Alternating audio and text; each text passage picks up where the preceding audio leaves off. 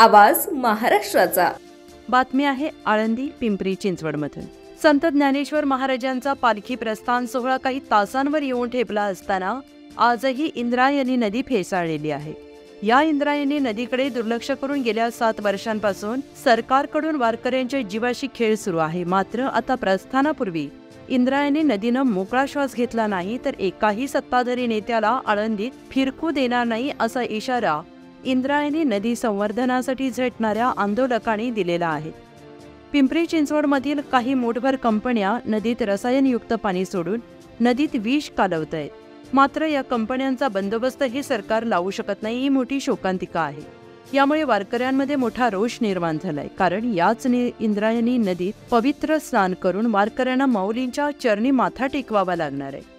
परिणामी वारकऱ्यांचं आरोग्य धोक्यात येणार आहे। त्यामुळे इंद्रायणीला मोकळा श्वास निर्माण करू द्या, या वारंवार केल्या गेलेल्या मागणीकडे सरकारनं सातत्यानं दुर्लक्ष केलंय। त्यामुळे वारकरी, गावकरी आणि देवस्थान संताप व्यक्त करतोय। याच अनुषंगाने आता इंद्रायणी नदीच्या संवर्धनासाठी वारंवार आंदोलन छेडणाऱ्या आंदोलकांनी थेट सत्ताधारी नेत्यांना इशारा दिलाय।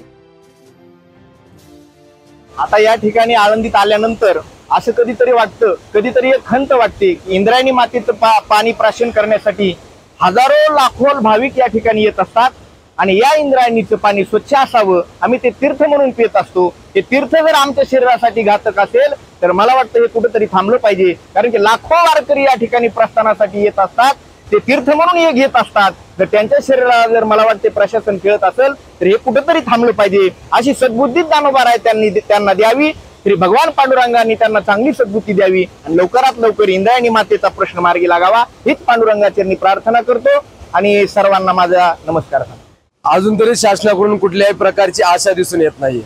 शासन फक्त धार्मिक मुद्द्यावर जसं राजकारण करतं, तर माझी शासनाला तशीच विनंती आहे की आपण हे धार्मिक क्षेत्र, हे धार्मिक ज्या क्षेत्र ज्याला खरंच धार्मिक महत्व आहे, अशा गोष्टी खरंच आपण त्यांच्या सुरक्षेसाठी काय करतोय का, हा सरकारने एकदा विचार केला पाहिजे।